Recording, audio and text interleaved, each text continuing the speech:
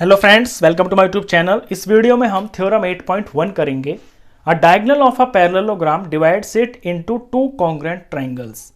Diagonal जो होता है पैरेललोग्राम का, वो पैरेललोग्राम को दो कॉन्ग्रुएंट ट्रायंगल्स के अंदर डिवाइड कर देता है। यहाँ फिगर में देखिए, ABCD एक पैरेललोग्राम है, AC ये डायगोनल है। इस AC ने पैरेललोग्राम को दो ट्रायंगल्स में डिवाइड कर दिया, ABC में और CDA में। ये दोनों ट्रायंगल्स कॉन्ग्रुएंट होंगे, ये थ्योरम कहती है, और ये हमको प्रूफ करके दिखाना है। तो पहले गिवन ले लेते हैं। गिवन में हमें एक पैरेललोग्राम दे रखा है, a parallelogram ABCD and its diagonal AC, और इसका डायगोनल AC दे रखा है। हमें प्रूफ करना है triangle ABC congruent to triangle CDA। ABC जो ट्रायंगल है, ये ट्रायंगल CDA के कॉन्ग्रुएंट होगा। ये हमें यहाँ पे प्रूफ करके दिखाना है। तो चलिए प्रूफ की शुरुआत करते हैं। तो क्योंकि हमें ये दे रखा है कि ये एक पैरेललोग्राम है, तो पैरेललोग्राम की जो अपोजिट साइड्स होती हैं वो पैरेलल होती हैं, यानी ABCD के पैरेलल होगी।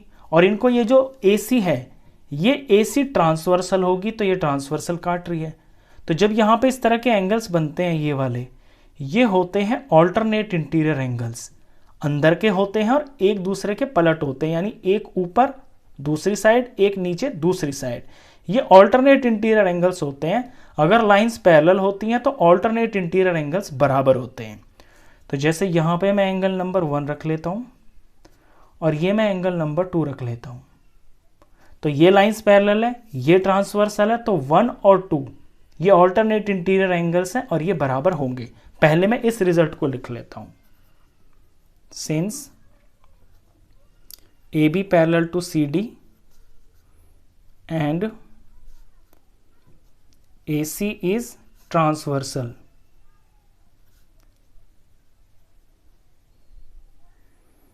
then angle 1 is equal to angle 2 होगा। रीजन में लिखेंगे alternate इंटीरियर एंगल्स। इसी तरह से दूसरी साइड को देखिए आप, जो पेयर दूसरा है BC को और AD को। ये BC और ये AD, ये दोनों पैरेलल लाइंस हैं, इन्हें भी ये ट्रांसवर्सल ही काट रही है। तो फिर यहाँ पे एंगल जो बनेगा और यहाँ पे जो एंगल बनेगा, ये ऑल्टरनेट इंटीरियर एंगल्स हो जाएंगे, तो ये भी बराबर होंगे। इसका नाम मैं 3 रख लेता हूँ, इसका नाम मैं 4 रख लेता हूँ। अब मुझे इनको लिखना है। Now BC is parallel to AD and AC is transversal, तो therefore एंगल 3 और एंगल 4 बराबर होंगे, और ये हैं ऑल्टरनेट इंटीरियर एंगल्स। अब हम अपने ट्रायंगल्स को ले लेते हैं। ये दो रिजल्ट्स की मुझे जरूरत है, इसलिए मैंने इनको पहले ही निकाल लिया है। अब दोनों ट्रायंगल्स को ले लेते हैं जिन्हें हमें कॉन्ग्रुएंट प्रूफ करना है। नाउ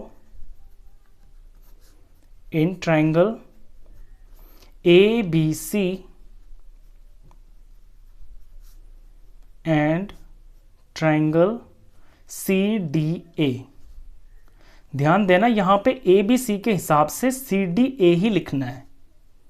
इन दोनों ट्रायंगल्स के अंदर अब जो जो चीजें इसके अंदर इक्वल दिख रही हैं, उन्हें हम लिख लेते हैं। तो सबसे पहले तो ABC ट्रायंगल का एंगल 1 और दूसरे वाले ट्रायंगल का एंगल 2, ये दोनों बराबर है। ये मैं ऊपर यहाँ पे निकाल चुका हूँ। तो ABC का एंगल 1 और CDA का एंगल 2, ये दोनों बराबर है। ये मैंने ऊपर शो कर दिया है, और ये हो गए हैं A4 एंगल्स। अब ये जो AC साइड आप देख रहे हो, ये AC साइड ABC ट्रायंगल में भी आ रही है और CDA में भी आ रही है, तो ये तो कॉमन हो गई। तो इसमें भी AC आ रही है और इस वाले ट्रायंगल में भी AC आ रही है। इसका रीजन हो गया है कॉमन, और ये हो गई है साइड, और ये एंगल हो गया, ये साइड हो गई। और फिर इनके किनारों पे ये एंगल 3 और 4 है, ये भी दिख रहे हैं आपको, और ये भी बराबर है। तो ABC का एंगल 3 और CDA का एंगल 4 ये बराबर है। इसका एंगल 3 इज इक्वल टू इसके एंगल 4 के बराबर है। ये भी हम ऊपर यहाँ पे शो कर चुके हैं। तो ये हो गया है एंगल। अब आप देख रहे हो कि एंगल साइड एंगल क्राइटेरियन से ये दोनों ट्राइंगल्स कॉन्ग्रुएंट प्रूफ हो गए हैं बहुत आसानी से। तो therefore triangle ABC is congruent to triangle CDA। Rule लगा, angle side angle congruency rule, तो प्रूफ हो गया, हैंस प्रूव्ड। तो क्वेश्चन खत्म। नेक्स्ट क्वेश्चंस के लिए नेक्स्ट वीडियो में मिलेंगे, तब तक के लिए गुड बाय।